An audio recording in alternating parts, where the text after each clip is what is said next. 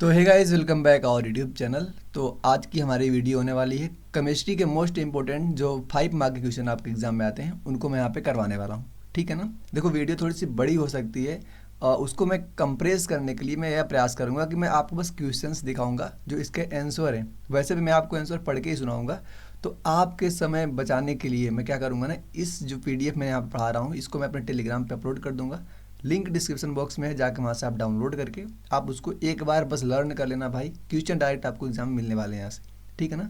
तो चलो स्टार्ट करते हैं। आपका जो पहला क्वेश्चन है यहाँ पे देखो ध्यान से यहाँ पे, ठीक है ना। इस क्वेश्चन में बोला जा रहा है कि why do transition elements of variable oxidation state. जो ट्रांजिशन एलिमेंट्स होते हैं भाई, पहली बात तो अगर आपसे मैं प्रश्न पूछूं कि ट्रांजिशन एलिमेंट्स किस ऑर्बिटल में आते हैं, मतलब किस ब्लॉक के अंदर आते हैं, तो बोलोगे कि भैया वो आते हैं डी ब्लॉक के अंदर। क्यों बोलते हैं इसको हम ट्रांजिशन एलिमेंट? क्योंकि जो इसकी N-1D सेल होती है ना, वो कैसी होती है, पार्शियल फील्ड होती है, पूरी कंप्लीटली फील्ड नहीं होती है, इसलिए हम इसको बोलते हैं ट्रांजिशन एलिमेंट। ठीक।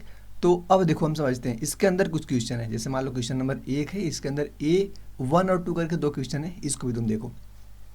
Name the element show the maximum number of the oxidation state.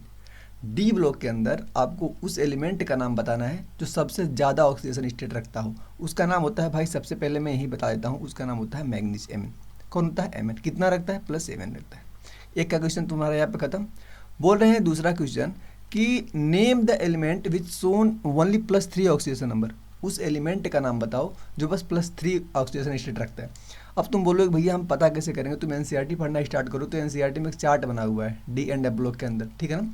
उस चार्ट में लिखा है कौन कितना ऑक्सीडेशन नंबर को शो करता है। तुमको वहाँ से लर्न करना है कि +3 वाला कौन रखता है। ठीक। इसी में दूसरा क्वेश्चन है जहाँ पे आपको बताना है कि what is lanthanide contraction. Lanthanide contraction क्या होता है? क्या बताना है आपको कि लेंथेनाइट कॉन्ट्रैक्शन क्या होता है। ठीक है ना। Name an important alloy the that content some of the lanthanide metals. अब देखो यहाँ पे 1 नंबर, मतलब ज़बरदस्त एक्सप्लेनेशन यहाँ पे लिखा हुआ है। अगर आप कमेंट करोगे तो मैं डिटेल लेवल में करवा दूंगा, लेकिन समय आपका इतना इंपॉर्टेंट है, मैं नहीं चाह रहा हूँ कि देखो मैं पढ़ूंगा सेम होगा कि तुम PDF से पढ़ोगे। क्वेश्चंस दिखाऊंगा तो तुम्हारे माइंड में क्वेश्चन अगर बैठ जाएगा तुम आंसर लिख ही दोगे अगर एक बार पढ़े रहोगे तो। ठीक है ना। आओ अगले क्वेश्चन की तरफ मैं आपको लेके आता हूँ। देखो क्वेश्चन नंबर 2, ये भी देखो तुम्हारा डी एंड एफ ब्लॉक का ही इंपॉर्टेंट क्वेश्चन है। अब पूछोगे भैया इंपॉर्टेंट होने का एक रीज़न बताता हूँ मैं कि पहले जब P ब्लॉक तुम्हारे सिलेबस में था ना तो इतना इंपॉर्टेंट डी ब्लॉक को नहीं देते थे, लेकिन अब तुम्हारे सिलेबस में है नहीं तो एक प्रकार से इंपॉर्टेंट बन चुका है तुम्हारे लिए। देखो क्वेश्चन नंबर 2 बोल रहे हैं कि given reason for the following. ठीक है ना।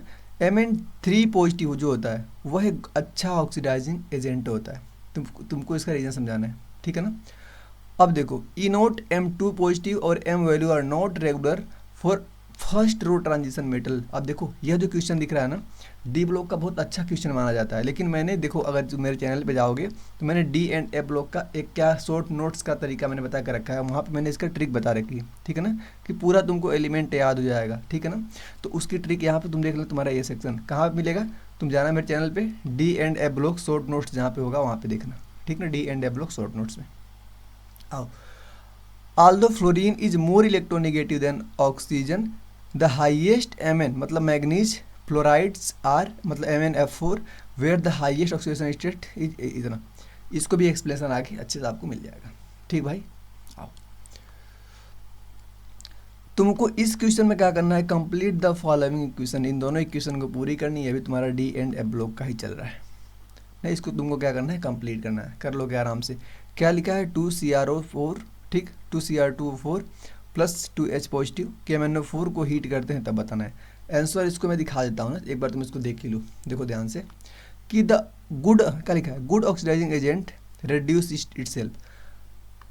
देखो पहली बात, जो ऑक्सीडाइजिंग एजेंट होता है वो क्या करता है, वह भाई जो सामने उसके एलिमेंट्स होते हैं, एटम होते हैं, उसको ऑक्सीडाइज करता है। क्या करता है,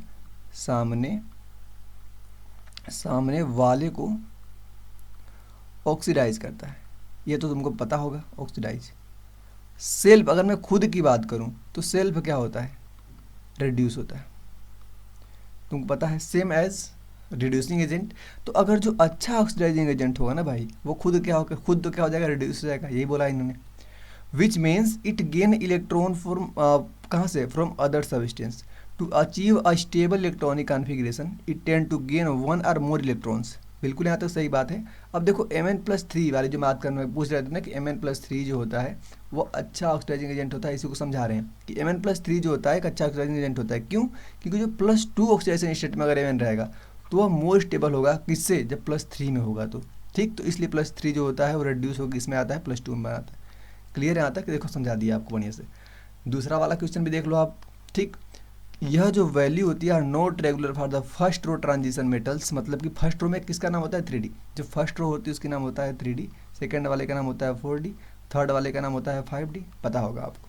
ठीक, because the value of the first ionisation energy and second ionisation energy are not consistent for transition metals in the first row of the 3D series. Clear आता है?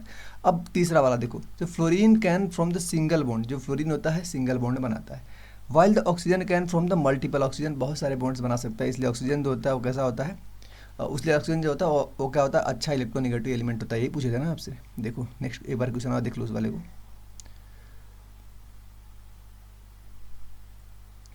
क्या था? Fluorine is more electronegative than the oxygen, highest Mn। हाँ अच्छा, हाँ जो देखो जो Mn होता है वो कितना, F फ्लोरीन के साथ 4 ही बॉन्ड बनाता है और यह Mn ऑक्सीजन के साथ 7 बॉन्ड बनाता है। यह पूछे थे रीजन, तो बोलना कि ये इसलिए बनाता है क्योंकि यह क्या करता है, मल्टीपल बॉन्ड का फॉर्मेशन करता है। क्या करता है? मल्टीपल बॉन्ड का फॉर्मेशन करता है। और ये क्या करता है भाई, सिंगल बॉन्ड ही बनाता है। क्लियर? चलो आओ अब देखो ये वाला जो रिएक्शन थी उसको पूरा कर दिया, क्या बनेगा, Cr2O7 बनेगा। क्या बनेगा? Cr2O7 बनेगा। Cr2O7 ध्यान देना, ये इस रिएक्शन को आगे बढ़ाने पे Cr2O7 बनेगा। थोड़ा सा देखना, मैंने इसको कॉपी पेस्ट किया है, थोड़ा सा दिक्कत हो सकती है यहाँ पे, लेकिन बस देखना। तो यह जो रिएक्शन थी कि MnO4 से K2MnO4 बनेगा। ठीक है, और MnO2 गैस यहाँ से होगी डिफाइन। नेक्स्ट क्वेश्चन देखो, अगला question, define the following term. Define the following term, सबसे पहले क्या बताना तुमको, आइडियल सोल्यूशन क्या होता है, फिर बताना है एजियोट्रॉप्स क्या होते हैं, फिर बताना है आपको ऑस्मोटिक प्रेशर क्या होता है। तीनों यहाँ पे इंपॉर्टेंट है, तीनों तुमको यहाँ पे इंपॉर्टेंट है। किस चैप्टर से भाई? Liquid solution. कहाँ से? Liquid solution. क्लियर? आओ सबसे पहले हम क्या समझते हैं, सबसे पहले हम क्या समझते हैं, आइडियल सोल्यूशन के बारे में। यहाँ पे देखो ये तुमको 3 डिफिनीशन बतानी है, लेकिन उसके बाद यहाँ पे एक क्वेश्चन भी है। ये देखो तुम्हारा एक न्यूमेरिकल भी समझाऊंगा आपको मैं। ठीक, ताकि आपका न्यूमेरिकल और थ्योरेटिकल पार्ट दोनों साथ होता चले। सबसे पहले हम क्या करते हैं, आइडियल सोल्यूशन को समझ लेते हैं। किसको? आइडियल सोल्यूशन को। यार ये आपकी हेडिंग लगाओगे भैया, आइडियल सोल्यूशन। ठीक, is one that complies with Raoult's law. सीधे बोलोगे कि भैया राउल्ट्स लॉ हम जानते हैं क्या होता है, PA=P0A इंटू काई। ठीक, PA क्या होता है, कंपोनेंट का पार्शियल प्रेशर, P0A क्या होता है, प्योर कंपोनेंट का पार्शियल प्रेशर, काई क्या होता है, मोल फ्रैक्शन। यह तो होता है आपका क्या, यह होता है आपका राउल्ट्स लॉ। राउल्ट्स लॉ को जो भी फॉलो करेगा वो होगा आइडियल सोल्यूशन, यही इन्होंने बोला है। इन आइडियल सोल्यूशन या तो आइडियल मिक्सचर इन सोल्यूशन जिसके लिए एंथैल्पी क्या होना चाहिए, ΔH enthalpy, ΔV volume of solution, ΔS entropy. ठीक, यह जो चीज़ें होती हैं सारी क्या होती हैं, जीरो होती हैं। ठीक है ना। अगर आपका सोल्यूशन कैसा है, आइडियल सोल्यूशन है, उसके लिए ΔH, ΔV, ΔS सोल्यूशन के लिए क्या होगा, जीरो होगा। ध्यान देना सीधे आपको। ठीक, with the closer to zero enthalpy of the solution more ideal the solution behaviour become. पहला चीज़ क्लियर। आओ दूसरा वाला, एजियोट्रॉप। हेडिंग क्या लगाओगे तुम, एजियोट्रॉप। क्या लगाओगे, azeotrope. A constant boiling mixtures also known as, अगर किसी का बॉइलिंग मिक्सचर जो होगा कांस्टेंट होगा उसको हम बोलते हैं azeotropes. Is a mixture of 2 और मोर लिक्विड्स हुर proportion can not be change by the simple distillation. Azeotropes को हम सिंपल डिस्टिलेशन से अलग नहीं कर सकते हैं, मतलब चेंज नहीं कर सकते हैं। This is due to fact that when the azeotrope is boiled the vapour has the same constituents proportion as a unboiled mixture. कोई दिक्कत यहाँ तक नहीं। आगे तुमको समझना, हेडिंग लगाओगे ऑस्मोटिक प्रेशर। अगली हेडिंग क्या तुम्हारी है, ऑस्मोटिक प्रेशर। देखो यहाँ पे ध्यान से समझो इसको कि द मिनिमम प्रेशर, क्या बोल रहे हैं कि the minimum pressure that must be applied to be a solution in order to prevent water from the passing through the semi permeable. Osmotic pressure में एक चीज़ ध्यान देना है कि जो मेम्ब्रेन लगी होती है कैसी होती है, सेमी परमिएबल होती है। ठीक, it is also define the measure the solution strong tendency to the absorb water, जिसको बोलते हैं ऑस्मोसिस। तुमको पता है।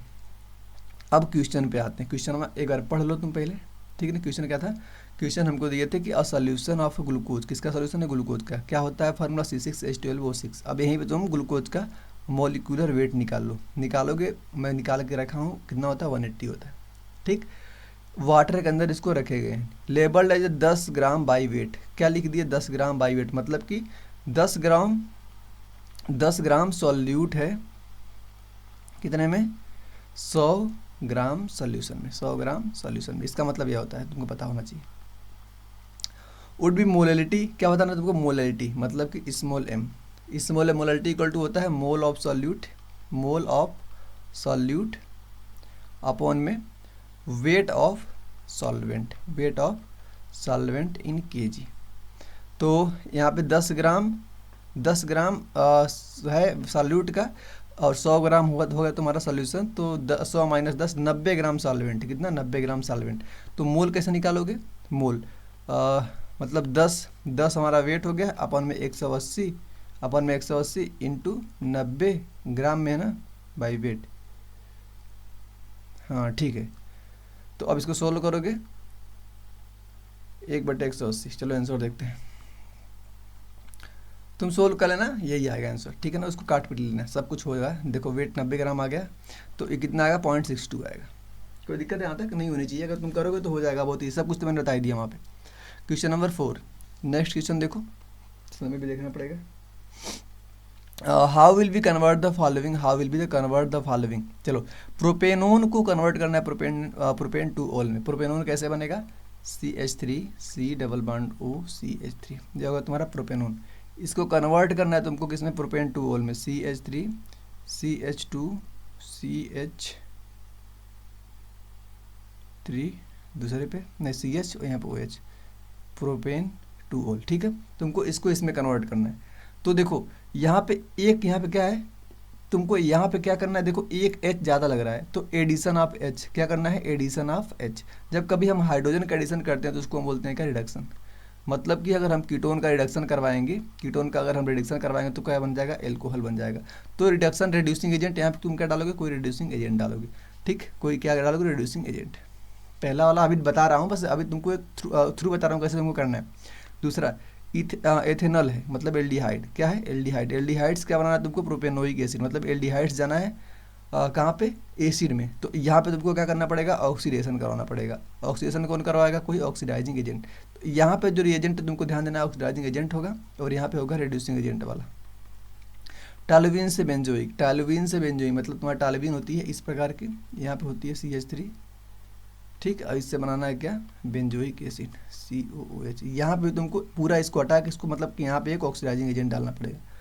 तीनों पहले समझते हैं, आओ देखो, यह सोडियम और एल्कोहल, यह जो होता है एक रिड्यूसिंग एजेंट है, इसको हटाओगे पूरा, यहाँ पे OH जोड़ दोगे, तुम्हारा पहला वाला क्लियर।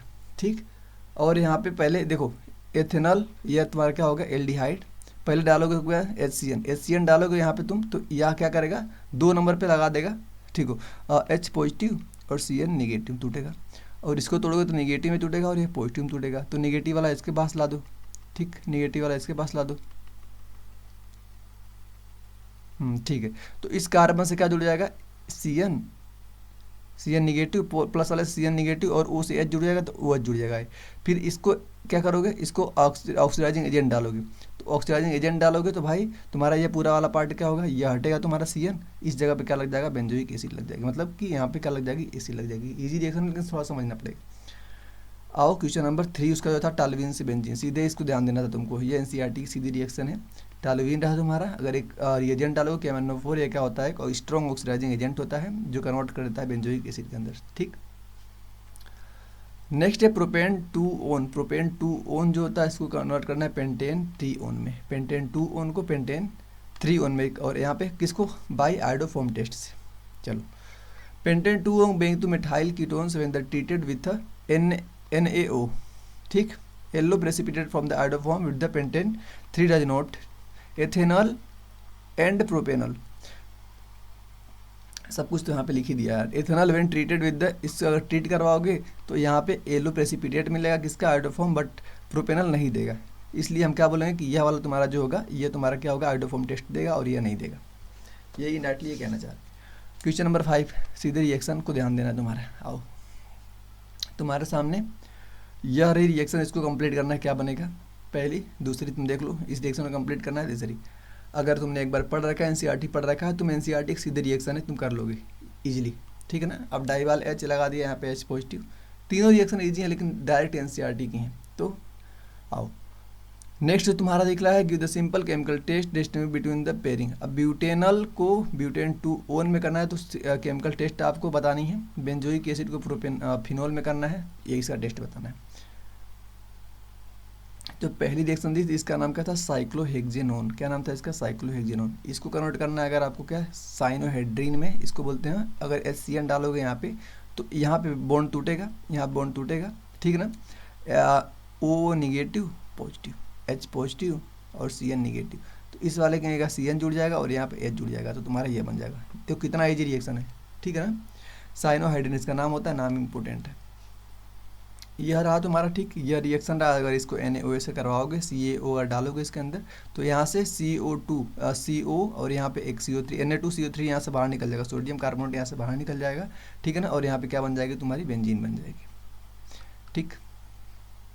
तीसरा, डाइबल अगर H डालोगे तो तुम्हारा क्या बनता है भाई, एल्डिहाइड बनती है, सीधे याद रखना था आपको। टोलेन रिएजेंट की अगर हम बात करें, जो कि डिस्टिंग्विश करता है किसको, अगर हमको आपको किसको बताना था, पढ़ो इसको। Combine both solution with an ammoniacal solution with the silver nitrate, जिसको हम बोलते हैं क्या, सिल्वर नाइट्रेट सोल्यूशन को बोलते हैं टॉलेन रिएजेंट्स। ये कर butanal produce silver mineral, butanal जो होता है वो सिल्वर मिनरल प्रोड्यूस करता है, जबकि ब्यूटेन 2 जो नहीं करता है, मतलब कि यह टॉलेंस टेस्ट देता है और यह टॉलेंस टेस्ट नहीं देता है। क्लियर। आओ अगला देखो, द फेरिक क्लोराइड टेस्ट। जो फेरिक क्लोराइड टेस्ट होता है यह बताती है कि बेंजोइक एसिड और फिनोल के बीच का डिफरेंस, ठीक। बेंजोइक एसिड और फिनोल के बीच में डिफरेंस बताने के लिए फेरिक क्लोराइड टेस्ट का यूज करते हैं। जबकि when neutral FeCl3 add to both solution, दोनों सोल्यूशन में हम ऐड करते हैं तो जो फिनोल होता है वो प्रोड्यूस करता है वायलेट कलर, जबकि बेंजोइक एसिड कोई कलर प्रोड्यूस नहीं करती।